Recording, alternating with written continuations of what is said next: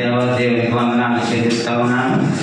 మరి అదేవిధంగా మరి విశాఖపట్నం నుంచి వచ్చిన దైవ సేవకుడు యేసుపాదమయ్య గారికి, మరి అదేవిధంగా మమ్మల్ని ఇక్కడికి తీసుకొచ్చిన జేమ్స్ అయ్య గారికి, అలాగే సహోదరులు మరి పాల్ గారికి, అదేవిధంగా మరి సహోదరులు పేరు మర్చిపోతుంటాను జోసఫ్ గారికి ప్రత్యేకమైన వందనాలు. అంటే పిల్లరా మరి నేను రాసి పాడిన యూట్యూబ్లో చిన్న పల్లవి మాత్రమే, పాటంతా పాడను, చిన్న పల్లవి మాత్రమే పాడి మనం వాక్యాన్ని ధ్యానం చేసుకుందాం. కాకి ముద్ద అన్నట్టుగా నా పాటలో నాకు ముందు చిన్న పల్లవిపై మనం వాక్య ధ్యానంలోకి వెళ్దాం. నా ఊపిరంత నీవే యేసయ్యా, నా ప్రాణమంత నీవే యేసయ్యా, నా ఊపిరంత నీవే యేసయ్యా, నా ప్రాణమంత నీవే యేసయ్యా, నా ఊపిరంత నీవే యేసయ్యా, నా ప్రాణమంత నీవే యేసయ్యా, నన్ను ఆదరించావు, నన్ను పోషించావు, నన్ను ఆదరించావు, నన్ను పోషించావు, నా జీవితమంతా నీవే యేసయ్యా, నా బ్రతుకంతా నీవే యేసయ్యా, నా జీవితమంతా నీవే యేసయ్యా, నా బ్రతుకంతా నీవే యేసయ్యా, ఊపిరంతా నీవే యేసయ్యా, నా ప్రాణమంతా నీవే యేసయ్యా, నా ఊపిరంతా నీవే యేసయ్యా, నా ప్రాణమంతా నీవే యేసయ్యా. అంటే పాటంతా పాడితే దాంట్లో 5 విషయాలు అవుతుందని నా ఉద్దేశం. ఎందుకంటే పాట మంచిదే, దానికంటే వాక్యం అనేది చాలా ఇంపార్టెంట్. పిల్లల అపోస్తలుడైన పౌలు తిమోతికి రాసిన 2వ పత్రిక 2వ అధ్యాయం తీసి ఆ అధ్యాయంలో మాత్రం ఉందో అటు ఇటు అవ్వద్దు. అక్కడ కొన్ని మాటలు చదువుకొని మనం ధ్యానం చేద్దాం. ఎవరైనా చక్కగా చదవగలిగిన వారు మైక్ కూడా దగ్గర పట్టుకుంటే ఇంకా బాగానే ఉంటుంది. చదవండి. నా కుమారుడా, క్రీస్తు యేసునందు నా కృప చేత బలవంతుడవు కమ్ము. ఈ మాట మనం ఎన్నిసార్లు చదివినా చేయొద్దండి. క్రీస్తు యేసునందున్న కృప చేత నీవు బలవంతుడివి కమ్ము. ఏమండి, ఆయన కృప ఏంటిదో మనకి తెలియాలి కదండి. సాధారణంగా మన జీవితాల్లో మనం అనుకుంటాం, ఏదో ఉదయం లేచాం, బ్రష్ చేసుకున్నాం, టీవీ తీసాం, బట్ట వేసుకున్నాం, ఇచ్చి కూర్చున్నాం. ఈరోజు దేవుని కృప నీ పట్ల ఉంది కాబట్టి నువ్వు దేవుని సన్నిధిలో, దేవుని మందిరములో ఏ బాధ, చింత, పోలీస్ స్టేషను, డాక్టర్లు, పెద్ద మనుషులు అని తిరగకుండా దేవుని సన్నిధిలో నెమ్మది కలిగి ఆయన ఆరాధించడానికి. ఏమండి, నిన్న దినాన మనకి తెలిసిన వారిలో కొంతమంది ఈరోజు లేరు, మీకు తెలుసా లేదా? ఏమండి కదా, మనం ఉన్నాము అంటే అది దేవుని యొక్క కృప. ఏమండి, ప్రసంగి గ్రంథంలో సొలొమోను గారు రాస్తారు, చనిపోయిన సింహము కంటే బ్రతికి ఉన్న కుక్క మేలు. ఏమండి, మొదట వాక్యం చదివేటప్పుడు బ్రతికి అర్థమయ్యేది కాదు. ఏమండి, చనిపోయిన సింహం కంటే కుక్క. ఏంటి, కుక్కను మనం చూస్తే ఎలా చూద్దాం కదా, సింహంతే సింహాన్ని కూడా అన్నది అక్కడి నుంచి చూస్తుంటే కానీ మనకి ఇప్పుడు కదా. కానీ ఆ సింహము కంటే కుక్క ఎందుకు మేలు అంటే ఈ కేట్లది జీవము కలిగి ఉంది. ఏమండి, ఈరోజు మనందరిలో యేసయ్య జీవం ప్రవహిస్తా ఉంది. సజీవ లెక్కలో మనం ఉన్నాం. కాబట్టి ఆయన కృపను మనము తలుచుకుంటూ బలవంతులు కావాలి. ఏంటి రోమిలకు రాసిన పత్రికలో మరి అతీయది కానీ టైం ఎక్కువ అవుతుంది. అక్కడ యేసు ప్రభు మనల్ని ఎలా ప్రేమించాడో అన్నది పౌలు గారు చెప్తారు. ఏమండి, నీవు బలహీనుడిగా ఉంటుండగా ఎలా ఉన్నావు? నువ్వు బలహీనుడు. ఏంటి రోజు చర్చ, రోజు ప్రార్థన, అంత దూరం వెళ్ళాలా? ఏమిటి ఈ రోజు వదిలే కదా, బంధువులు వచ్చాడు కదా, మంచి బిర్యానీ పెడదాం అంటే మంచి కోనేం చేప తెచ్చి మంచి విందు చేద్దాం కదా. ఇవి ఒక్కరోజు చర్చి మానేస్తే వెళ్ళిపోతాయి కదా. చర్చి మానేసే బలహీన, భక్తి చేయలేని బలహీనత. ఏమండి, అక్కడ 4 విషయాలు చెప్పడం జరుగుతుంది. నువ్వు బలహీనుడిగా ఉన్నావు. తర్వాత ఇంకొక మాట చెప్పబడుతుంది, నువ్వు భక్తిహీనుడిగా ఉన్నావు. ఏమండి, భక్తి దేవుడి వాక్యం మనం చూసుకున్నట్లయితే మనము భయభక్తులు కలిగి ఉండాలి అని లేఖనం సెలవిస్తూ ఉంటారు. ఏంటండి ఈ భయభక్తులు అంటే? భయం అనేది దేవునికి నీవు కనపరిచేది. ఏమండి, దేవునికి నీవు కనపరిచేది భయం. ఏంటి, మనుషులకు నువ్వు కనపరిచేది భక్తి. దేవుని దగ్గర ప్రార్థన చేసేటప్పుడు దేవుడు మరి సర్వ సృష్టికర్త, సర్వాంతర్యామి అని ఆయనకి లోబడి ఆయన మాటను గౌరవించి ఆయన మాట ద్వారా ఆశీర్వదించబడాలి అనేటువంటి విధానం చూపించగలిగితే నువ్వు భయం కలిగి ఉన్నట్టుగా దాని అర్థం. బైబిల్లో దేవుడు చాలా మందిని ఆశీర్వదించాడు. అవన్నీ చెప్పుకునే సమయం సరిపోదు. కానీ మరి అబ్రహాము గారు తన కుమారుడైన ఇస్సాకును తీసుకొచ్చి మోరియా పర్వతం మీదకి వచ్చాడు. ఏమండి, మరి ఆ యొక్క బలి అర్పించేటప్పుడు మరి ఆ యొక్క కత్తిని ఎత్తగానే దేవుడు అన్నాడు, నీవు దేవునికి భయపడు వాడని నాకు తెలిసింది. నీవు నీ కుమారుని తీసుకెళ్ళు ఆ గొర్రెని బలి. ఏమండి కదా, భయపడే వారి జీవితాల్లో దేవుడు చేసిన ఆశీర్వాదం. అపోస్తలుల కార్యాల 10వ అధ్యాయంలో మనం ఒక వ్యక్తిని చూస్తాం. ఆయన పేరు కొర్నేలి. ఏంటి, కొర్నేలి ఏం చేసాడంట? దేవుని అందరి భయభక్తులు కలిగిన వాడు. ఏమండి, ఇందాక చెప్పాను, భయము అంటే దేవుని పట్ల నువ్వు కనపరిచేది, భక్తి అంటే ప్రజల పట్ల నువ్వు కనపరిచేది. ఏమండి, కొంతమందిని చూస్తాం, ఆదివారం పాలకు 10 అయిపోయిందంటే బైబిల్ సంఖ్య పెట్టుకుని తిన్నగా చర్చికి వెళ్ళిపోతారు. ఎన్ని పనులు ఉన్నా ఆ వీధిలో వాళ్ళు అంటారు, రే చాలా భక్తి కోరికరా, ఆదివారం వస్తే చాలు ఇన్ని పనులు పక్కనెట్టి చర్చికి వెళ్ళిపోతారు. వాళ్ళు గమనిస్తారు నిన్ను, ప్రజలు గమనిస్తారు నిన్ను కదా. ఒక క్రైస్తవ జీవితంలో నలుగురు గమనిస్తారు. మొట్టమొదట దేవుడు గమనిస్తాడు. నువ్వు ఎలాగ ఆయన పట్ల ఉంటున్నావు, నువ్వు ఎలాగ ఆయన పట్ల ప్రవర్తిస్తున్నావు అన్నది. రెండోది సాతాను గమనిస్తాడు. ఏమండి, సాతాను ఏం చేస్తాడు? అమ్మ భక్తి చేసేస్తున్నావా, అమ్మ భక్తి చేసేస్తాడు బాబు, చూస్తాను అంకారం చేస్తాడు కదా. కదా. కాబట్టి సాధారణ మనల్ని గమనిస్తారు. మూడోది సంఘం మనల్ని గమనిస్తారు.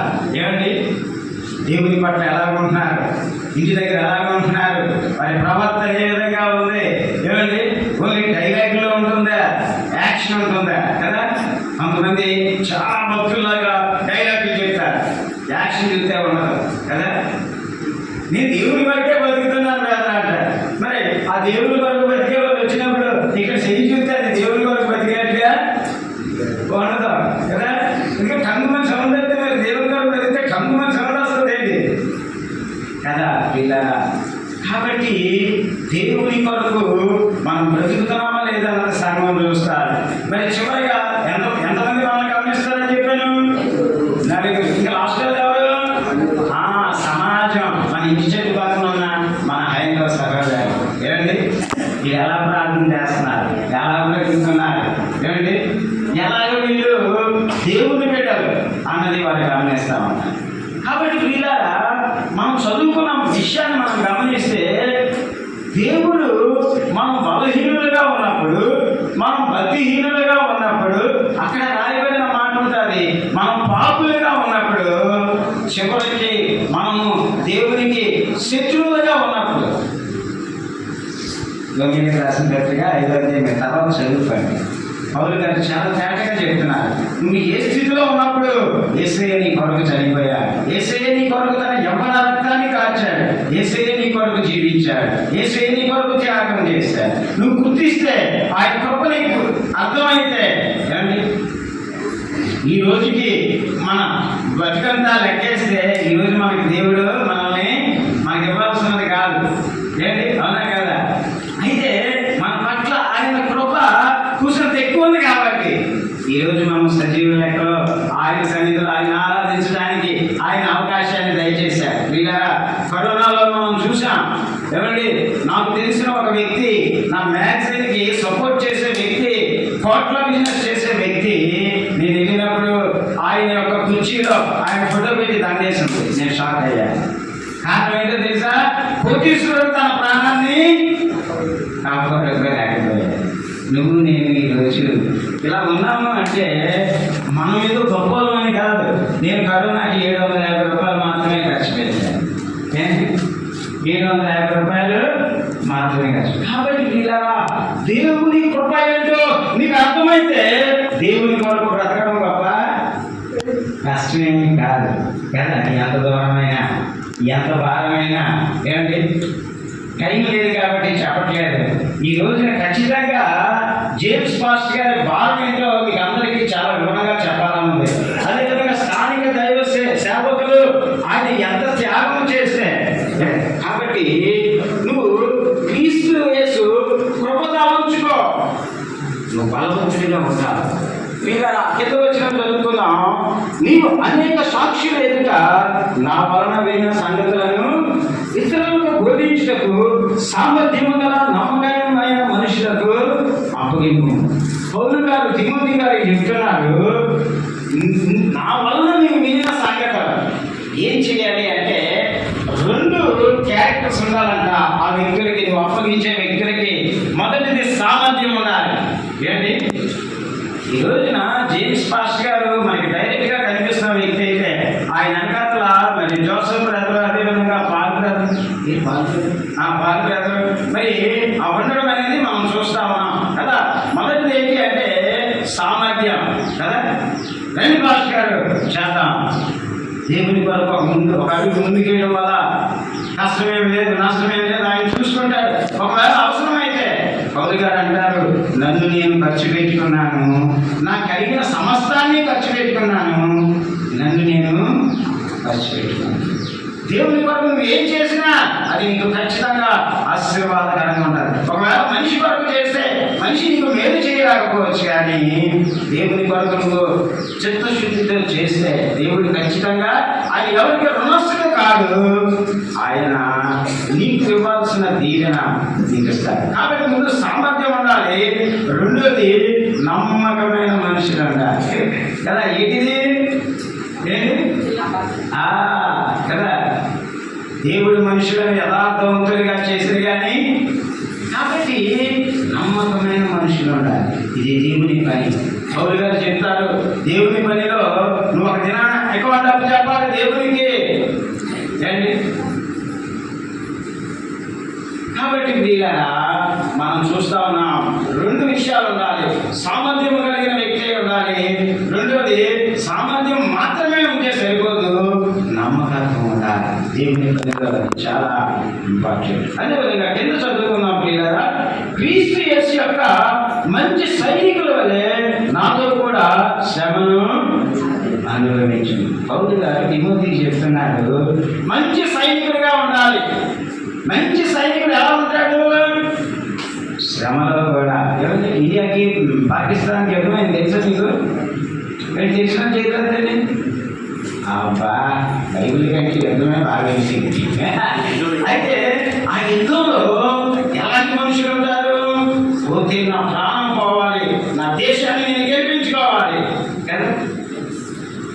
ఆ రకం బ్యాచ్ ఒకరు ఉంటారు, ఇంకో రకం బ్యాచ్ ఎలా ఉంటారు? అక్కడ ఇన్ఫర్మేషన్, ఇక్కడ ఇన్ఫర్మేషన్, అక్కడ కదా ఉన్నారా? ఇక్కడ ఈ సైనికులు 2 రకాలుగా ఉంటారు. ఇక్కడ చెప్తున్న మాటలు మనం చూస్తున్నాం. క్రీస్తు యేసు యొక్క మంచి సైనికుల వలె నువ్వు ఉండాలి. లేదు నేను క్రీస్తు యేసుకి మంచి సైనికుడిని అని ఒక చేతులండి. ఏంటి అదేంటది చాలా చేతులు లాగానే నేను మంచి సైనికుడిని కదా. ఎందుకు తెలుసా? ఆయన నీ కొరకు ప్రాణం పెట్టాడు. నీ నాన్న ప్రాణం పెట్టాడు నీ కొరకు. పోయి ఒక కొడుకు వెళ్ళాడు తండ్రి దగ్గరికి సరదాగా, నాన్న నా కొరకు నువ్వు చచ్చిపోనా 10 లక్షలు వస్తాయంటే ఏమంటాడు? ఎలా చాలు కానీ నీకు నేను తెచ్చుకోలేట, నా జీవితం నాది, నీ జీవితం నేది, నేను తెచ్చుకోమంటావు నీ గురించి అంటారా అంటారు కదా.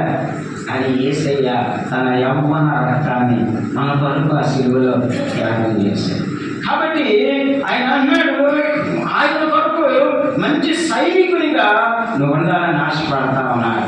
ఏమండి, నేను 2 రకాల సైనికులు చెప్పాను. ఒక సైనికుడు దేశం కొరకు పోతే నా ప్రాణం పోవాలి కదండి, పరమమైన చక్ర కదా. ఎందుకంటే ఇంతకాలం నా దేశం నాకు పోషించింది, ఇంతకాలం నా దేశం నాకు జీతాన్ని ఇచ్చింది, నా దేశం నాకు జీవితాన్ని ఇచ్చింది అని గ్రహించుకున్న ఏ వ్యక్తి అయినా కూడా సైన్యంలో ఉన్నప్పుడు దేశం కొరకే పాటుపడతాడు. అలాంటిది అంతకంటే గొప్ప త్యాగము, తన ప్రాణాన్ని చివరి రక్తపు కొట్టి వరకు సిలువలో కార్చిన యేసయ్య యొక్క త్యాగాన్ని నీవు గుర్తిస్తే నువ్వు క్రీస్తుకు మంచి సైనికుడిగా ఉంటావు. ఏమండి, నీ చుట్టుపక్కల ఉన్న వ్యక్తులకి నువ్వు క్రీస్తు గురించి చెప్పడం మానవు, ఉన్న వ్యక్తుల్ని సంఘానికి తీసుకురావడం మానవు. కారణం ఏంటంటే నీకు ఇచ్చిన రక్షణ విలువ నీకు తెలిస్తే అది పక్కన వారికి కూడా అందివ్వాలనేటువంటి ఆశ. ఆయన ఆ కలువరి శిలువ మీద ఏ విధంగా చనిపోయాడు, ఎంత బాధకరంగా ఆయన తన ప్రాణాన్ని పెట్టాడు అన్నది మనకు అర్థమైతే మనం మంచి సైనికుడిగా ఉండడానికి ఇష్టపడతాం. ఇక అక్కడ చెప్పబడుతున్న మాట మనం చూస్తా ఉన్నాం. ఆ మంచి సైనికుడిగా ఉన్నప్పుడు శ్రమ ఉంటుంది. ఏముంటుంది? చర్చి మానేసి పనికి వెళ్ళిపోయాం అనుకో 1000 రూపాయలు వస్తుంది కదా. మరి అందువల్ల చర్చి వెళ్ళిపోతే ఏమొస్తుంది కదా, ఏమిటి ఏమీ రాదు కదా. కానీ నీకు ఒక విషయం గుర్తుండాలి. ఏంటి ఆ విషయం? నీ కొరకు ఒక ఆయన ప్రాణం పెట్టాడు, ఆయన ఒక రూల్ పెట్టాడు, ఒక ఆజ్ఞ ఇచ్చాడు. ఏమని అంటే ఆయన మందిరంలో నువ్వు ఉండాలి. నీకు పనికెళ్తే ఆ 1000 రూపాయలు వస్తుంది, కానీ ఆ 1000 తర్వాత మనుషుల్లో జ్వరం వస్తుంది, ఇంకో 1000 కలిపి డాక్టర్కి వెళ్తావు కదా. నువ్వు మందిరంలో ఉంటే ఆయన కాపాడు, ఆయన నీకు మేలు చేస్తాడు. నువ్వు ఆ రోజు తెలిసినవయ్యా ఏదో రూపంలో దేవుడు నీకు సహాయం చేస్తాడు. కాబట్టి నువ్వు మంచి సైనికుడిగా ఉండడానికి ఇష్టపడితే ఇప్పుడైనా చేయొద్దాం, లేకపోతే వాక్యం ఇక్కడ ఆగిపోతుంది కదా. మంచి సైనికుడిగా ప్రభువా నువ్వు నా కొరకు ప్రాణం పెట్టావయ్యా, నీ కొరకు నాకు రక్షణ ఇచ్చావు కదా. రండి, కాబట్టి మీలాగా మనము దేవుని కొరకు బ్రతికేవారిగా మనం ఉండాలి. కారణం ఏంటంటే జగత్పునాది వేయబడక మునుపు ఆయన ప్రేమ చేత నేను ఏర్పాటు చేసుకున్నాను కదా. నీవు ఆయన సొత్తు, ఆయన విలువ పెట్టి నేను కొన్నాడు. నీ ఇష్టానుసారిగా జీవిస్తానంటే ఆయన ఇష్టపడదు. కాబట్టి వీళ్ళరా ఇక్కడ మనము ఖచ్చితంగా క్రీస్తుకు మంచి సేవకుల వలె సైనికుల వలె ఉండాలి అన్నది దేవుని ఆశ. 3 విషయాలు చెప్పి నేను ముగిస్తాను. మొట్టమొదటి మనం చదువుకున్నట్లయితే అక్కడ 5వ వచనం చదువుకున్నాం, 4వ వచనం చదువుకున్నాం. సైనికుడు ఎవడను యుద్ధములకు పోవునప్పుడు తన దండ్రులు చేర్చుకుని వారిని సంతోష పెట్టవాలని ఈ జీవన వ్యాపారములలో చిక్కుకున్నాడు. ఏంటి మరి మిలిటరీలో ఉన్నాడు, ఏంటి పాకిస్తాన్తో వారు అవుతుంది. అయితే ఈ యొక్క సైనికుడికి మరి మా ఆఫీసర్ ఉన్నాడు, కన్నర్ ఉన్నాడు, కెప్టెన్ ఉన్నాడు, లేకపోతే ఇంకో పెద్ద ఆయన ఉన్నాడు. ఉదయాన్నే వెళ్ళి ఆయన మంచి మసాలా దోశ లేకపోతే ఏమైనా ఆయన తినే స్నాక్స్ అవి పట్టుకుని వెళ్దాము, తర్వాత యుద్ధానికి వెళ్దాం అనుకుంటాడా? నేను అనుకుంటాడా? అనుకో. ఎందుకంటే అవతలలో ఎప్పుడు అటాక్ చేద్దాం, ఎప్పుడు లేపేద్దాం చూస్తుంటారు కదా. అంతేగాని నువ్వు దానికి సిద్ధపడి ఉండాలి. కానీ మరి మా అయ్యగారు నన్ను చేర్చుకున్న క్యాప్టెన్ గారు ఉన్నారు, ఆయన మసాలా దోశ ఇద్దాం కదా. నాకు ఇంటికి ఫోన్ చేసి ఏమా బాగున్నావా, ఈ టిఫిన్ చేసావు, పిల్లలు స్కూల్కి వెళ్ళారా ఏంటి అని అడిగితే అవుతుందా? ఎదుటి నుంచి ఏ బుల్లెట్ వదులుతారో, ఏ మిసైల్ పడతారో కదా, ఏ అటాక్ అవుతారో. కాబట్టి ఈ యొక్క యుద్ధంలో ఉండేటువంటి వ్యక్తి, ఈ యొక్క సైనికుడు జీవన వ్యాపారంలో చిక్కుతాడు. జేమ్స్ గారికి అయ్యగారికి ఆడపిల్లలు చిన్నపిల్లలు కదా, మీరైతేనే మా పిల్లలు ఫోన్ చేస్తారండి అంటే ఇక్కడ రాగలుగుతారా? వస్తారండి. కాబట్టి వాళ్ళ చిన్నపిల్లలైనా అమ్మా నాన్న గుర్తొచ్చినా ఏడ్చినా ఏం చేయాలి? అమ్మాయి ఇక్కడ ఉండండి, మేము దేవుడి పని మీద వెళ్తున్నాం. దేవునికి స్తోత్రం కాదు. దేవునికి మంచి సైనికుడిగా ఉండేటువంటి వ్యక్తి ఈ జీవన వ్యాపారంలో చిక్కుకున్నాడు. ఆయన కాన్సన్ట్రేషన్ అంతా దేవుడి మీదే ఉంటారు. ఏంటి తెలుగు రాష్ట్ర పత్రికలో పౌలు గారు ఒక మంచి మాట అంటారు. 6వ అధ్యాయం 14వ వచనంలో ఏమండి చదవగలరు ఎవరైనా స్పీడ్గా? అపోస్తలుడైన పౌలు గలతీ సంఘానికి రాసిన పత్రిక 6వ అధ్యాయం 14వ వచనం.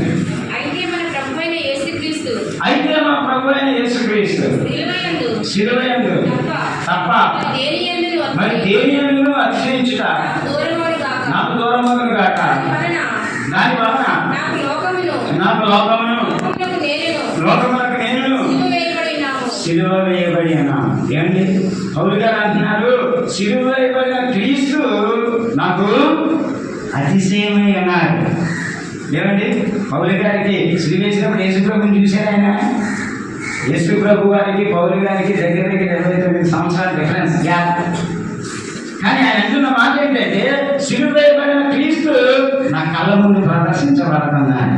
ఆయన శ్రమ నా కళ్ళ ముందు కనబడుతుంది, ఆయన కష్టం నా కళ్ళ ముందు కనబడుతుంది. ఏమిటి మా ఒక జీవితంలాగా ఏంటి నా చిన్నప్పుడు ఎప్పుడు చిరంజీవే కనిపించేవాడు కళ్ళ ముందు కదా. అలాగే మనం ఎవరైనా అడిగాం అనుకోండి, ఇల్లు సగం కట్టాను రాష్ట్ర గారు, మీకు సగం ఉండిపోయింది, నాకు ఆ ముందు కూడా కనబడుతున్నాను, ఎప్పుడు కంప్లీట్ అయిపోతుంది అని కదా. ఏదో భాష గారు జాబ్ వచ్చినట్టు ఉంటుంది, రావలేదు, దాని గురించే ప్రార్థన చేస్తున్నాం. మా సంఘస్థులు అంటారు, అయ్యగారు మా బంధువు చచ్చిపోయారు, చచ్చిపోయిన సైడ్కి వెళ్ళిపోతారు. నేను ఒక విషయం చెప్పాను, చనిపోయిన బంధువు సాయంత్రం దాకా భూస్థాపితం చేయరు, నువ్వు ముందు దేవుని సన్నిధిగా సన్నిధిగా వెళ్ళు. అందుకే వెళ్ళొద్దని నేను చెప్తున్నాం, రక్త సంబంధం వదలకూడదు, వెళ్ళు, ముందు దేవునికి వినిపించిన తర్వాత వెళ్ళు. ఈరోజు అదే పాటిస్తానని. కాబట్టి ప్రియులారా, దేవునికి విలువని నీ జీవితంలో దేవుడు కలిగి చేసుకోండి. ఏమండి ఒక దగ్గర అంటాడు, మీరు ప్రార్థన చేసినా నేను నవ్వుతాను అంటాడు. అదేంటి, నేను బాధలో ఉన్నాను, దుఃఖంలో ఉన్నాను, ఏసయ్యా అంటున్నాను, నువ్వు నవ్వుతానంటావేంటి కదా. నాకు పనికి రావాల్సిన టైంలో నీ ఇష్టం వచ్చినట్టు నువ్వు తిరిగా కదా. షుగర్ వచ్చి, బీపీ వచ్చి, అనారోగ్యం వచ్చి, ముడుకులు ఎదిగిపోయి కదా, సీఎంత లేకపోయి ఏంటి కళ్ళు కనిపించకపోయినప్పుడు వచ్చి ఎప్పుడు నాకెందుకు కదా. ఏమండి ఎవరి కాలంలో కార్యము ఇట నరునికి లేదు, ఎవరికి నేను బలం నేను ఎవరికి ఇచ్చాను. పౌలు అంటూ ఉన్నాడు, ఆ కళ్ళ ముందు క్రీస్తు ప్రదర్శించబడుతున్నారు కాబట్టి లోకానికి నేను, నాకు లోకం వేరుగా ఉన్నాం కదా. మనకి ఎంతసేపు లోకంలో తిరగడానికి సమయం సరిపోతుంది కదా. అవునంటారా కాదంటారా? ఉదయం లేకపోతే ఇంటి పని, వంట పని, స్కూలు, కాలేజీ, పొలం పని, ఆఫీస్ పని. మా ఇంటి దగ్గర ఒక ఆయన ఉన్నారు, ఆయన ఎప్పుడు బ్యాంక్ బుక్ చేయబడి తిరుగుతూ ఉంటాడు. నేను ఎందుకంటే బ్యాంక్ బుక్ చేయబడి తిరుగుతుంటాను. అన్నిటి కట్టాలండి, ట్యాక్స్ కట్టాలండి, వాటర్ బిల్ కట్టాలండి, ఇలాగ ఉదయం నుంచి సాయంత్రం దాకా తిరగడమే. నేను అంటాను, అంకులు వాటికి ఒక రోజు కేటాయించుకోండి దేవుని సన్నిధిలో, దేవుని సన్నిధిలో ఉండండి, వాటికి ఒక రోజు కేటాయించుకోండి. కాబట్టి ప్రియులారా, దేవుడు మీ కొరకు ఏం చేశాడు? ఇక్కడ మనం చూస్తూ ఉన్నాం, జడ్జి అనేటువంటి వాడు, ఇక్కడ మనం చూసాం సైనికుడు అనేటువంటి వాడు ఈ వ్యాపారంలో చిక్కుకోకూడదు. నీకు కొద్దిగా సమయం దొరికిందా? ఏమండి పౌలు గారు అన్నాడు, నేను లోకానికి వేరుగా ఉన్నాను అన్నాడు. ఏముంది లోకంలో? దేవునికి స్తోత్రం. ఎవరు చెప్పారు? ఒకసారి చేయండి. లోకంలో ఏముందంటే శరీరాశ, నేత్రాశ, జీవప్రామం కదా. నువ్వు ఈ శరీరాశ, నేత్రాశ, జీవబ్రహ్మంలో మునిగిపోతే నువ్వు దేవుని మహిమపరచలేవు.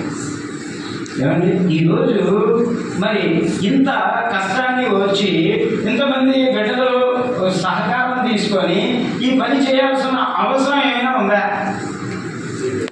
ఏంటి ఇదే దినేష్ పడుకుని అడుగుతారా? జేమ్స్ గారు పడుకుని అడిగారు అని ఎవరిని అడుగుతారా? అడగడానికి అవకాశం. మాస్టర్ గారు మరి ఇంతమంది వస్తే ఇంత ఖర్చు అవుతుంది, ఇంత పరిస్థితి వస్తుంది, ఇంత ఇబ్బంది ఉంటుంది. రాజుగారు మరి మీరు ఎందుకు పెట్టుకున్నారు అని ఎవరైనా అడిగారు? నేను పెట్టడం అంటే ఎవరైనా అడుగుతారా? దేనికైనా చేయాలి. ఆయన ప్రాణం పెట్టారు. నేనేం చేయగలుగుతున్నాను? నేనేం చేయగలుగుతున్నాను? కాబట్టి మీద నీవు జీవన వ్యాపారంలో చిక్కుకొని అలాగే నీ పన్ను పాటు మనీ చేసుకోండి. దానికంటే ఎక్కువ కాన్సన్ట్రేషన్ ఎక్కడ ఉండాలి? దేవుని మీద ఉండాలి. చుట్టం వస్తే ఉదయం చర్చికి వచ్చిన తర్వాత నీకు చికెన్ బిర్యానీ చేస్తానయ్యా, ఇబ్బంది లేదు అన్నట్టు నేను చెప్పండి. అందుకని చర్చి మారి చికెన్ బిర్యానీ చేసి. కాబట్టి మీద దేవునికి ప్రయారిటీ ఇవ్వడం అన్నది క్రైస్తవ జీవితంలో మొట్టమొదటి అంశం, ప్రథమ స్థానం. అదేవిధంగా కింద అంటున్నాడు చూడండి, మరియు జడ్జి అయిన వాడు పోరాడినప్పుడు నియమం ప్రకారంగా పోరాడుకుంటే వానికి కిరీటము దొరకదు కదా. జడ్జి అంటే ఎవరండి? అథ్లెట్ కదా, స్పోర్ట్స్ పర్సన్, అథ్లెట్, రన్నర్ కదా. మీకు ఎవరికైనా జెస్సీ ఓవెన్స్ పేరు తెలుసా? Jesse Owens world fastest runner కదా. ఈ యొక్క ఒలింపిక్స్ లో ఈ రన్నింగ్ కాంపిటీషన్ వెళ్ళినప్పుడు ఒక 15 గీతలు తీసి ఒక్కొక్క లైన్ లో ఒక్కొక్క వ్యక్తిని పెడతారు కదా. పెట్టాలి చెప్తారు, ఇలా ఎడతారు ముందేట్టు విడిగా రాని పెట్టు రెడీగా ఉండు, మేము అక్కడి నుంచి సిగ్నల్ ఇవ్వగానే ఏం చేయాలి? పరిగెత్తాలి కదా అని చెప్పి అన్నప్పుడు వీళ్ళందరూ అలాగే అలాగే నిలబడతారు కదా. అప్పుడు ఆ పక్క అయితేనే ఏమన్నా యశ్వాదం గారు ఈ లైన్ నాకు నచ్చలేదు, మీ లైన్ వచ్చింది, నేను ఆ లైన్కి వెళ్ళిపోతాను ఒప్పుకుంటా. నీ పేరు, నీ స్టిక్కరు, నీ రంగు, నీ జెండా రంగు, నీ దేశ జెండా రంగు వేస్తారు కదా. అందుకే నీకు నచ్చిన లైన్ ఎవరు? నీకు ఇచ్చిన లైన్లోనే మేము నిలబడాలి. నిలబడి ఏం చేయాలి? అమ్మో ఇంతమంది ఉన్నారు, మరి వీళ్ళందరితో నేను పరిగెట్టుకెళ్ళా లేదు, కూర్చొని ముందు వెళ్ళిపోదాం అని చెప్పి ముందు లైన్ చేతిలో ఎక్కడ తీసుకుంటారా? ఎందుకు తీసుకోలేదు? మీరు నీకు ఇష్టమైన పరిగెట్టండి, నేను చెప్పినప్పుడు పరిగెట్టాలి లైన్లోకి వెళ్ళిన కదా.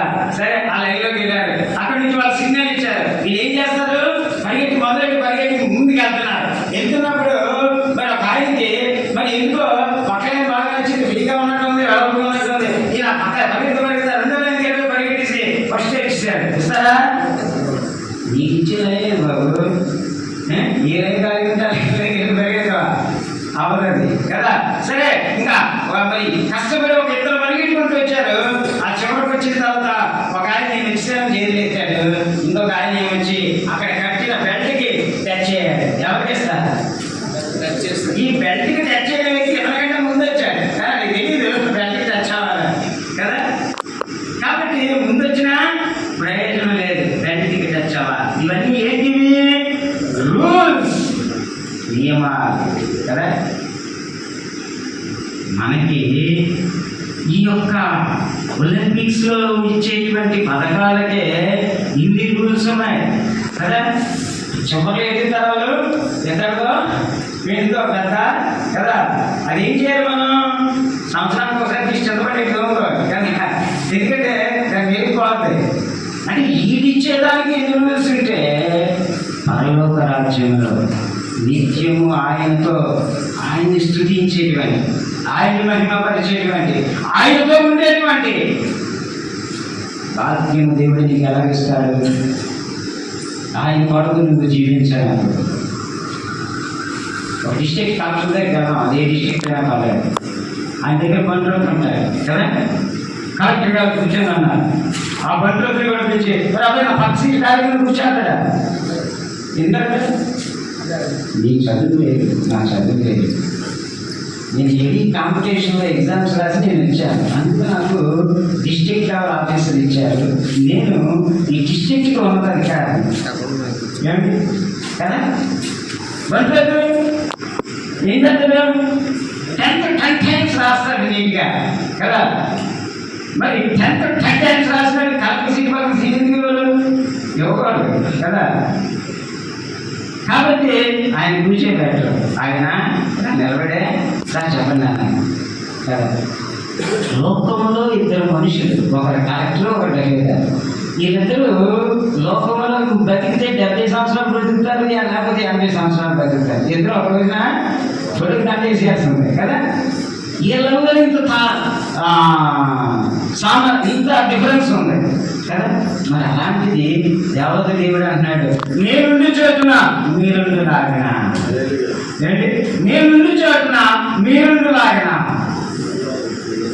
మీ కొరకు ఏం సిద్ధపరుస్తున్నాను? వచ్చేస్తాం అయిపోతున్నాం అని అయిపోద్దా? ఏముండాలి? నియమము ప్రకారంగా ఉండాలి, నియమము ప్రకారంగా జీవించాలిగా. ఫాస్ట్ కరెక్ట్గా చెప్పాలి, నియమం చెప్పాలి, జాగ్రత్త చెప్పాలి.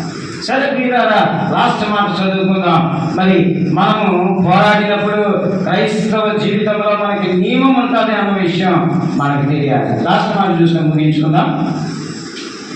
దాని తర్వాత వచ్చినాము 6వ వచనం. పాటుపడిన వ్యవసాయకుడే మొదటి ఫలములలో పాలు పుచ్చుకొనవలసిన వాడు. ఏంటి వ్యవసాయకుడు కష్టపడతాడంటారా? చాలా ఈజీగా ఉంటుందంట. ఏంటి వ్యవసాయకుడు కష్టపడతారంటారా? చిచ్చి అదే పని అండి. అది పని ఏంటండి? నాకు నిధులు ఇచ్చేసి, నాకు బండి ఇచ్చేసి, నాకు ఇచ్చేసి చేసి చూపించేస్తాను అంటామా? చేయగలమా మనం? అది చాలా కష్టమైన పని. ఆ పనిని యాకోబు భక్తుడు 5వ అధ్యాయము 7వ వచనము 8వ వచనాల్లో చాలా చక్కగా వివరిస్తారు. ఒక మాట చదువుకొని మనం ముగించుకుందాం. సహోదరులారా, ప్రభు రాత్రి వరకు ఓపిక కలిగి చూడి. వ్యవసాయకుడు తొలకరి వర్షము, కడవలి వర్షము సమకూడు వరకు విలువైన భూఫలము నిమిత్తము ఓపికతో కాచుకొనుచు దాని కొరకు కనిపెట్టుకొను కదా. ఏం చేస్తారు తెలుసా? రైతు ఫస్ట్ ఆ పొలంలో ఉండేటువంటి ముళ్ళు తుప్పలు అంతా కూడా వాటిని తొలగిస్తారు.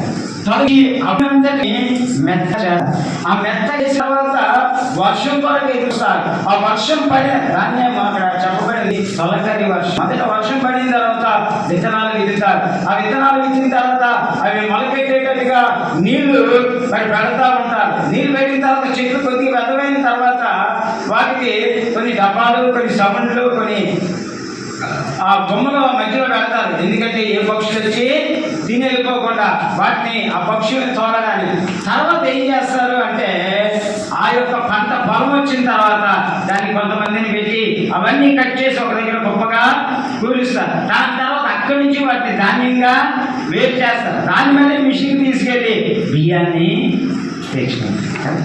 ఎంత కష్టం ఉంటుందండి రైతుకి. కాబట్టి ఒక రైతు ఎంత కష్టపడతాడు, ఆ కష్టపడిన రైతుకి ఆ ఫలం వచ్చినప్పుడు ఎలా ఉంటుంది? అబ్బా పండగ కదా.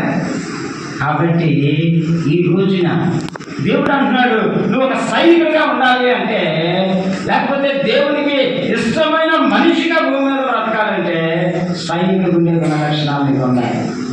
రెండోగా మనం చూస్తున్నాం, ఎదురే ఒక ఆటగాడికి ఉండేటువంటి నియమ నిబంధనలు నీకుండా. మూడోదిగా చూస్తే అక్కడ రాయబడ్డది ఏమని అంటున్నారు అంటే, ఆ రైతు వ్యవసాయం ఎలా కనిపెడతాడంట? ఓపికతో కనిపెడతాడు కదా. ఆ ఫలం రావాలంటే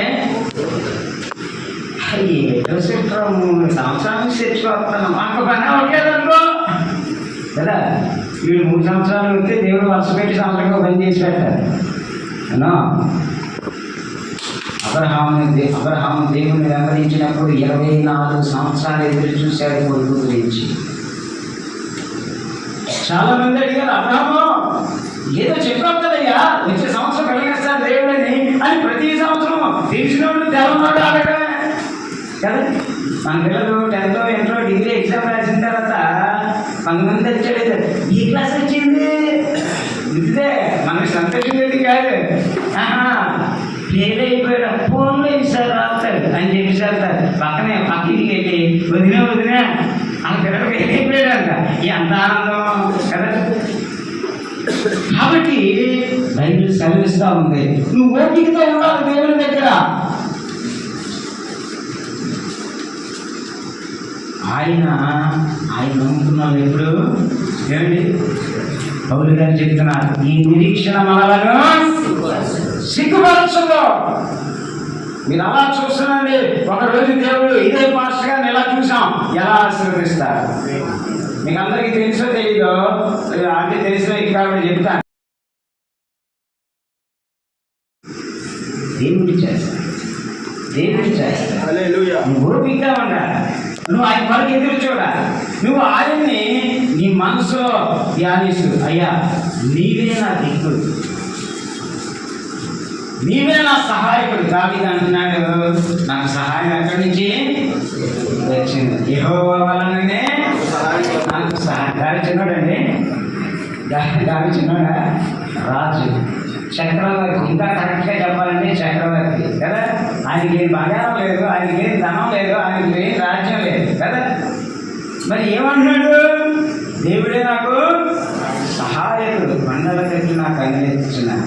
నువ్వేం చేస్తావు, ఏదైనా సమస్య రాగానే ఏంటి మా అమ్మ ఉన్నాడా, తమ్ముడు ఉన్నాడా, మీ అమ్మ ఉన్నాడా, దేవుడు గుర్తురాడు. ఈరోజు అన్నిటినీ పక్కన పెట్టి దేవుని కొరకు మంచి సరిగా ఉంటే సైనికుడు ఎంత ఏమండి చక్కగా చూస్తా. ఎందుకంటే ఈరోజు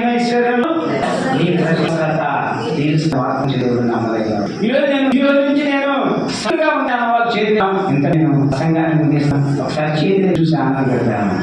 ఏమంటే రేపు నుంచి నేను మిమ్మల్ని చూడండి కదా. కాబట్టి అలాగే ఈరోజు చేయలేదు కదా, రేపు నుంచి కనపడ్డే కదా ఎప్పగాను నేను చూడను, కానీ ఆయన కెమెరా పెట్టాడు అన్నాడు, భూమిని ఆకాశాన్ని సాక్షులుగా ఉంచాను కదా.